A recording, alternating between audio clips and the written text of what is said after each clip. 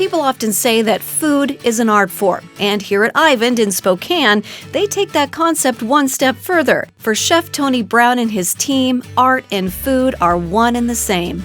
Gosh, delicious. It's amazing. Yeah, it is. It's delicious. I mean, and we love Tony's food anyways. We try and make it an experience. Owner and Chef Tony Brown wanted to create a space where customers can have a great meal without feeling underdressed. It is fine dining techniques, but it's not stuffy. You're not going to have to wear a suit and a tie. You can wear flip-flops. You can wear whatever. Tennis shoes. Come on in. It's amazing. It is so good. He's really creative, and he likes to follow ingredients and concepts and themes wherever they're going to go. If you're a foodie, definitely this is a place that you would want to be sure to hit up. Sticking with kind of my own personal philosophy, everything as local as possible.